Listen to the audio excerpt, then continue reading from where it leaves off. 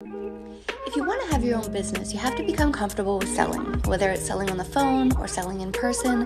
Being your own business owner just comes with selling. Now, here's the thing. A lot of introverts and shy people think that they would make terrible salespeople, but I want to tell you a story.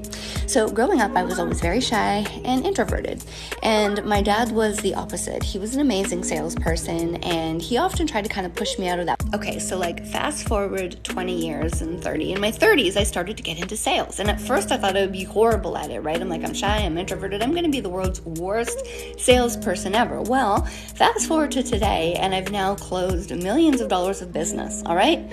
Done. I'm a great salesperson, but I never would have known it unless I tried. So even if you're shy, even if you're introverted, I want you to try sales because introverted people can actually have a superpower as salespeople because we don't come off as overtly salesy.